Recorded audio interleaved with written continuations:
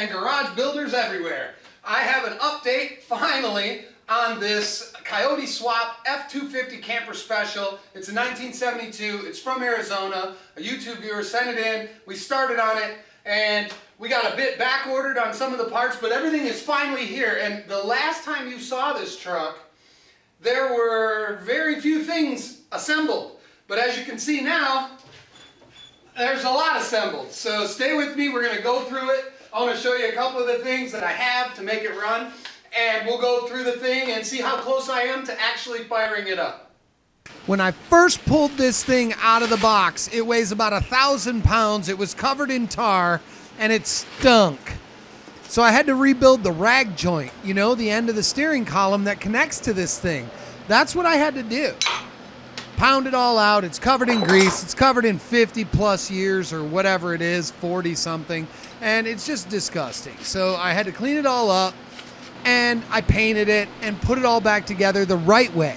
So now when you drive this truck, it doesn't suck. This needed to be done for who knows how many years. But it's not just this truck, you know, don't be offended by that. It's just all old Fords drive like old Fords. This one now will drive like a new old Ford. I had to clean the transmission too. The thing was a mess. I mean, actually it was clean, but I gotta paint it, so it needs to be really good.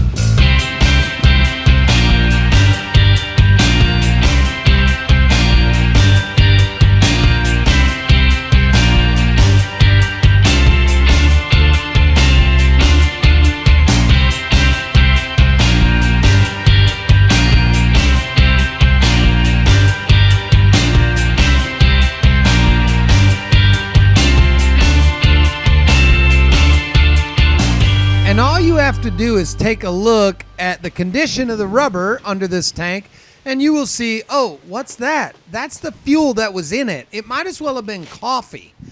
Yeah, I had to drain all that out. I will disassemble this 100%, clean it out before I go putting the drive shaft on and trying to fire this motor.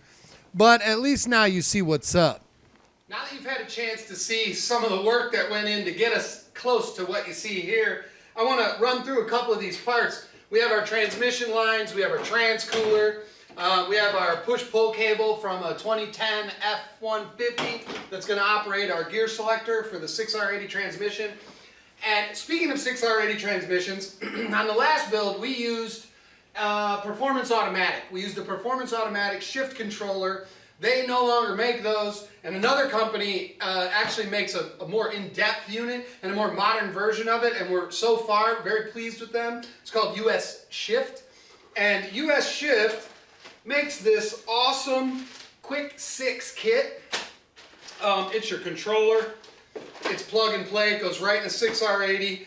All the blind ends are labeled. It tells you what to do. It's tunable. You can hook it to a laptop. The dyno guys can match it to the output of the engine, the gearing, and the tire size so that the thing shifts where you want. You can shift it either by push button, or you can select park, reverse, neutral drive just like a normal vehicle, or you can even set it to do a sport shift, which means it'll drive like, you know, a kid. But either way, that's awesome. I wanted to show you that. We have our drive-by-wire complete Ford Racing control pack. Both of these items are not cheap. If you look up the controllers for 6R80 transmissions, they're about $1,200 to $1,800 depending on where you buy them. Same with the control pack for the Ford Performance Coyote motor. But it's all inclusive. I mean, I've used these before and they're worth every penny. If you're putting these motors in anything, that's what you should do. If you've done it before, you're just listening to me make noise. I want to talk real quick about the fuel system for these motors. You need basically a regulator, and it's also a return line fitting. but Speedway Motors sells this awesome, it's basically fuel in, fuel out, and a return, and a regulator all in one. That's an amazing thing. I mean, we've got, I think, somewhere in the neighborhood of 20,000 miles on the last one we did, and this thing is just trouble-free. All new fittings, AM fittings, new steel line. We have a high-pressure Delphi pump that's rated for the motor. We have a brand new battery because the other battery that came with this truck was pushing 5 years old. And from where I come from, 5 years on a battery, that's it. So I ran up and got one of those. It's a gold. It's not an Optima, but it also wasn't $300. So it's a good battery. It's got a warranty. We have the power cables that we're going to use, ground straps for the motor, and then let me show you this thing. This little piece of magic is from Dakota Digital.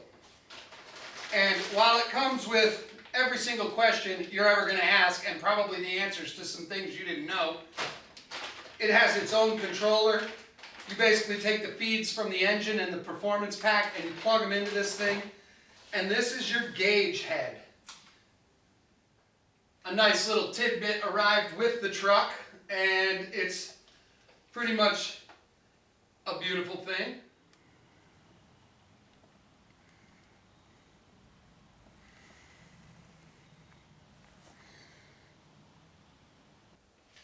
Isn't it? It's going to look awesome.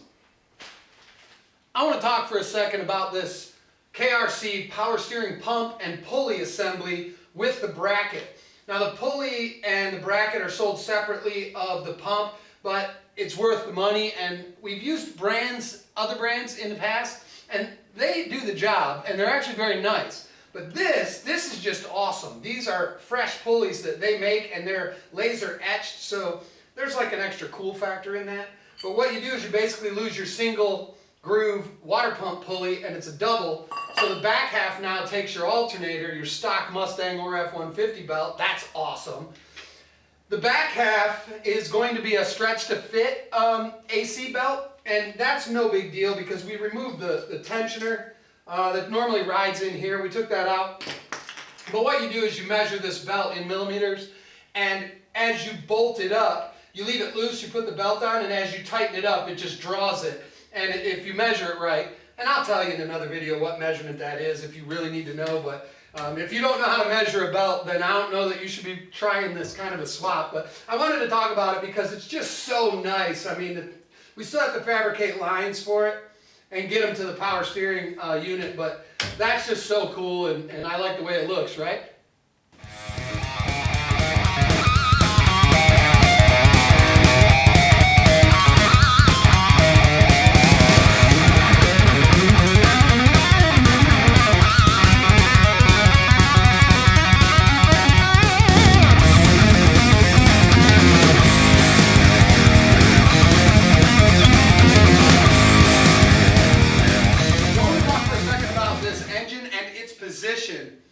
The last video showed it a little higher, a little further forward. And while that was fine, I knew, walking around waiting on these parts that finally came in, I knew that I could, if I rebuilt the mounts and remade the transmission mount, I knew that I could get it down and back just a little bit more. Was it worth all the extra effort? Yes, it was. I had stuff to do. We did other builds. If you look at the other videos on the channel, you'll see that we did several other things, and there's other uploads that I put up along with this one. There's so many things going on, but I knew that I could make this one better. So that's what I did. I basically chopped the mounts off, dropped it, pushed it back. In doing so, I knew that I had to move the tank back rather than try to leave it there and save myself time. But I just wanted to make it better as far as location. I wanted the center of gravity down and back so that it gives it a better riding feel, driving feel, you know. Another issue with this vehicle, and I won't know 100% to the extent of the issue, is when I put weight back in this front end, there's not much. I mean, you got hood, fender, battery, wires, radiator, you know, that kind of stuff. But if you've noticed these wheels, they're out like this, and they're out that way because there's not enough weight. When I took the boat anchor that was the engine and trans out of this thing, it just lifted up, you know. And this engine and trans, they weigh so much less. So the weight of this one is not the same as the other one, obviously, and what that does is it changes the need for the spring rate that's in here. I'm not 100% sure what rate we do need, but I know that this is still going to need a different set of springs in the front, but that's to be tackled later. What I want to do is assemble the truck 100%, see how much we need to drop it, find out if there's a lowering spring available. If not, we're going to have to make them. You can't just cut these springs because these springs have a curl to them. So it's not like a normal flat coil where you can just chop one off, grind it flat, and it'll fit in and you can drop the vehicle. I think you're going to need a progressive rate spring that's made for it, but I'll talk to some off-road guys, and I know they all go up.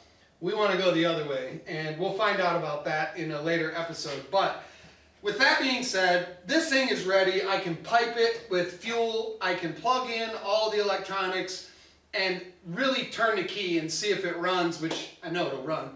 So I do have a full fuel system to build. I have a full ignition system to build and a lot of little details. But now that all the parts are here, I don't see any reason why we can't just roll right straight through with this one and get it fired up. The next video will indeed have this thing roaring fire, and we can get it to an exhaust shop. We can pull it in and out of the garage and start to have some fun with it. Thank you for subscribing. Thank you for watching. By all means, like, subscribe, and share everywhere you see fit. Stay tuned to the channel. There's all kinds of crazy stuff coming. Thanks, and I'll see you soon.